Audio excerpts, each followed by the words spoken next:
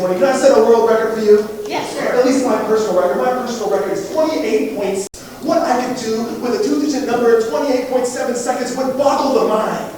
I need someone who has maybe a timer on their watch or phone to help me out here. Who can have their phone out with a watch or a timer? And I'll get somebody working on that. And then I need some help from someone else right here. And with the glass on, will you give me any 2-digit number over 30, please? Any 2-digit number over 30?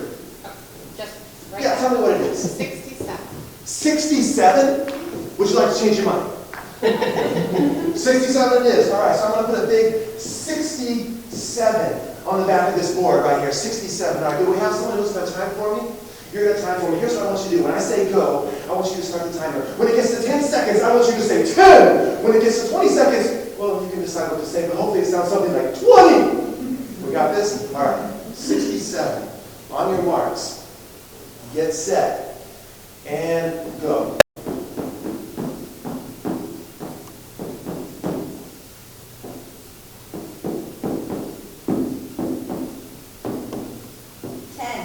Oh. Stop. What do we get? What is it? 16. 16.3 seconds. Ladies and gentlemen, I just shaved more than 10 seconds off my personal record. All right, let's go ahead and move on now. What?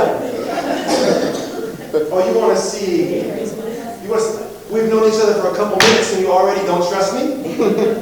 Fine. All right, well, see, I just did something in what was 16.3 seconds. All I did was just a little addition, actually. It's very simple. I just wanted to see if I can make some rows of numbers add up to 67. So let's see how I did.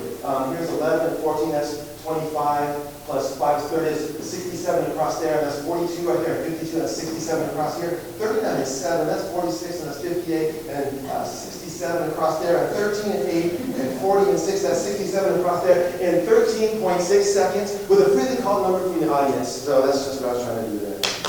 Oh, no, wait, stop. You know you don't really want to applaud right there. You're thinking to yourself, I wonder if they add up and down too. But you don't want to say anything just in case you embarrass the speaker if they don't. Isn't that what you're thinking inside your head right now? Well, let's take a look and see. That's 11 and 4, that's 15 plus 39 and 13. You know what that is? It's 67. That's 14 and 38. Right there, that's 40, 52 plus 59 and 8. That's 67 going down this way, and 5 that's 15, and 27 and 40. That's 67 going down this way, 37 and 15, and 9 and 6. That's 67 going down that way. But I'm still not done. You're thinking about those diagonals now, aren't you? That's what you're thinking. So let's go ahead and take a look. That's 11, that's 49 right there, and that's 61 plus 67 going across that way. That's 37 and 47 and 54. 54 plus 13, that's 67 going on this way. But are you kidding me? I came all the way from San Diego to be here with you today. So I decided to bring a little something extra. In the extra time of my 13.6 seconds, I said, let's worry about this box right here. Okay, so 14, that's 25, that's 29, 30, that's 67 there. And this box right here, that's 39, that's 46 plus 59, and 59 plus 8 is 67. And this box over here, that's also 67. And this box over here, that's 15, that's 30, and 37, that's 67 right there. But no, I'm still not done. This is a TEDx event. You gotta really bring some good stuff. So I said, how about we worry about this center section right here? That's 38 and 10, that's 48, and that's 55, 55 plus other 67. But I'm dressed like a pirate. When you dress like a pirate, you better really be out on the edge. So I said, you know what? In my extra time of the 13.6 seconds with a really called number from the audience, I will worry about the corners. Here's 11, and that will be 48 right there, 48 and 13, and 6, that's 67. There's like over 25 different ways of 67 and 13.6 seconds with a really called number from the audience, and that's how we get this thing started. I am pumped right now. I am pumped. I am very pumped right now. All right. Now, I want to go over this with you a little bit. You see, there's something very important I would like to point out about this. This is math. I know that doesn't stand out to you right now. But here's why I say that. How many times have you seen a teacher, say, perform math and people break into applause?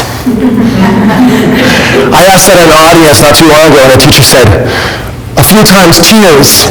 They break into tears occasionally, never applause, okay? So then I just performed math for you, and you applauded.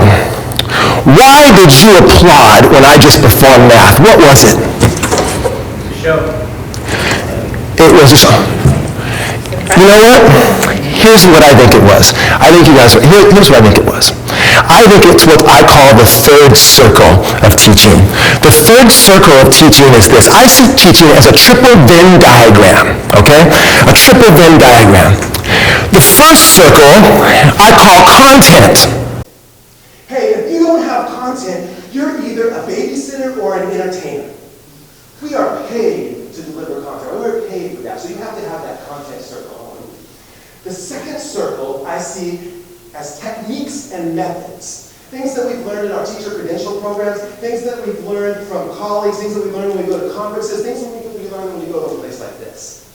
We have a whole toolbox of these techniques and methods. And you can go to any conference and see all kinds of people talk to you about content and about those techniques and methods.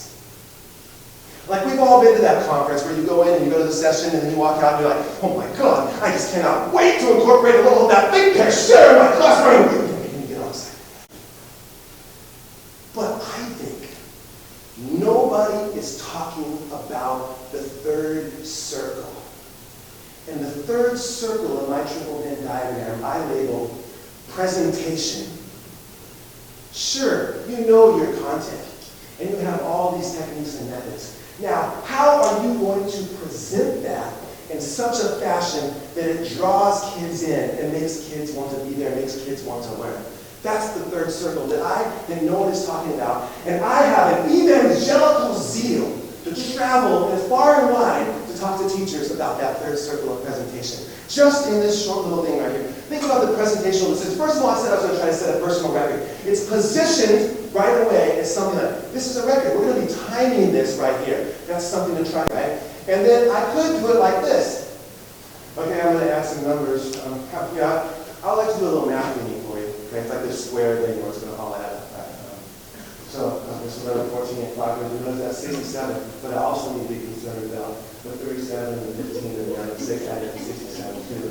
And now this book is a little more complicated. I'm looking at the interactions of the various columns and diagonals. 34 and 38 and 10 and 10. Is that the same lesson? It's got all the same features. That is not the same lesson. It's not even close to the same lesson, is it? One thing would put you to sleep, and one thing drew applause. It's presentation. It's the third circle that matters sometimes, right? Other presentational decisions. I did it like this. You can't see now. What do you want to know?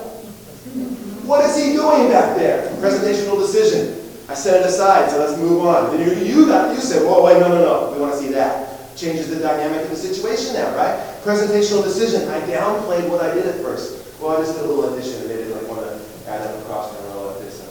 And then waited for you to be nice and applaud. Some places, by the way, they don't. Be nice and applaud. No, wait. And then show you increasing levels of complexity of what I did in the 13.6 seconds.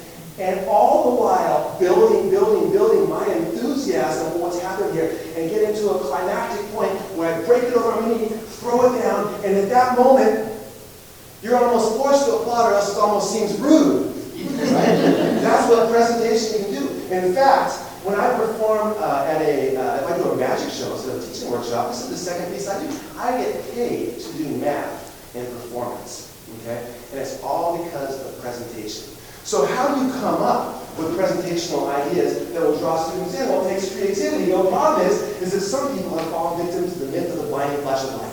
And that is that there's creative people and not creative people. And creative people walk around like this, and all of a sudden, oh, there's Rick. There's another one who's getting these ideas. Even the people that think they're not creative, they say, how do I get those flashes of light? If only I can get those flashes of light. I'm here to tell you that that is not the way that creativity works. Creativity is not something that is the sole realm of a certain genius quality of person or something like that. Creativity is open and available to anyone who actively engages and immerses themselves in the creative process. And the creative process is nothing much more, I believe, than the process of asking the right questions.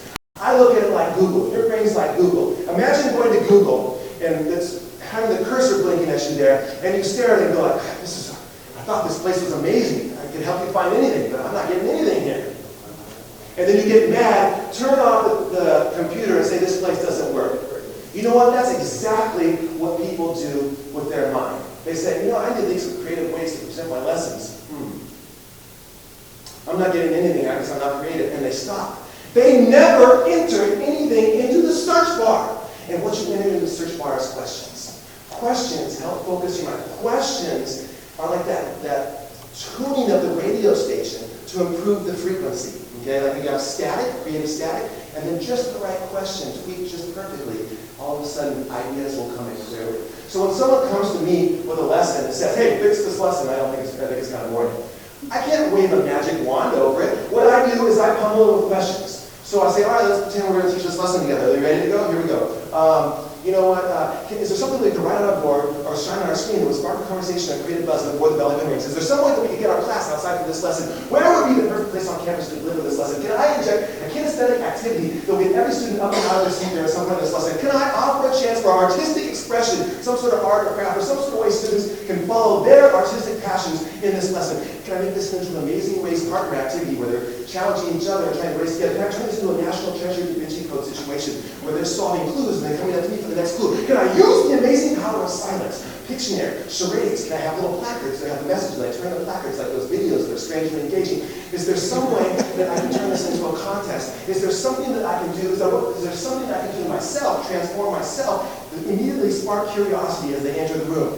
Is there something I can do to transform my space? Can I change my room in such a way to deliver this lesson? Can I use the people in my class as props and create like a human graph out of the people in order to demonstrate a point? All these things, I can just question. It's questions that will lead to the presentational touches to your lesson that draw people in. It's the question for that. And then the answers come after that.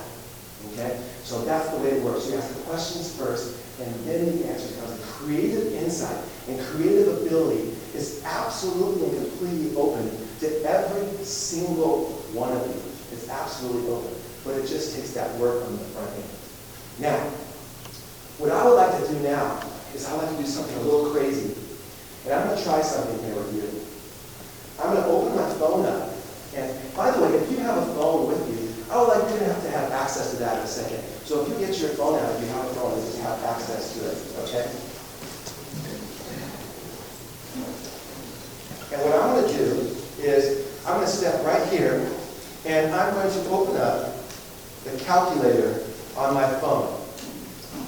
Sir, will you show me? And you don't have to open your calculator. What does it say? What does it say on my screen there? It says 0, right? So it was zeroed out. Here's what I would like you to do. I would like you to enter a 3-digit number into the calculator. Just leave a 3-digit number.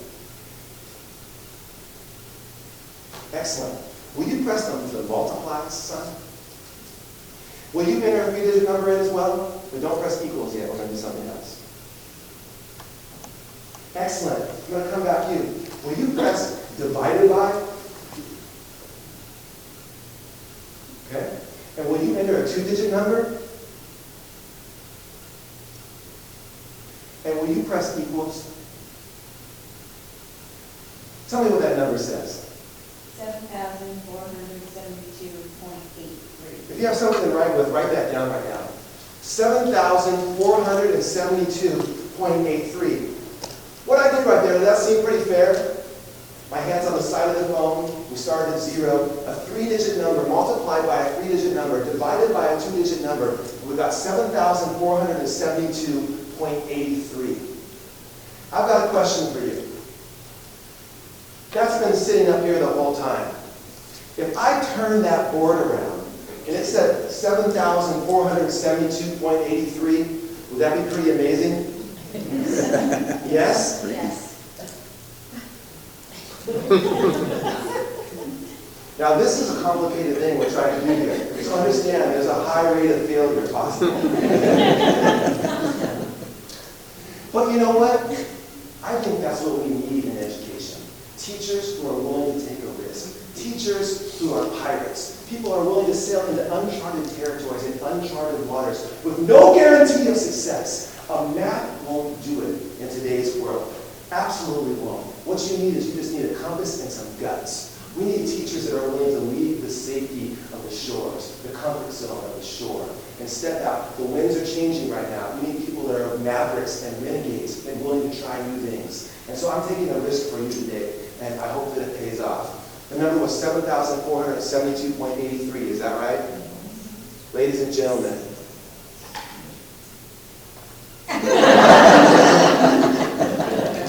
I really do think this is the answer. We do need pirates. We need people that are willing to fly their flags in defiance. But you know what? Open up your telephone keypad. If you were going to dial this number, I want you to tell me what you would get. If you dial a P, what would you get? 7. What about an I? 4. What about an R? 7. What about the A? What about the T? 8. By the way, there's a little decimal point right there. 8. And what about the E? 3. The answer to our educational future is being willing to take a risk, being willing to be a pirate, being willing to be a renegade, a maverick, someone who's daring and adventurous, willing to try new things. We need you out there. I hope that you'll be a pirate with me. Thank you.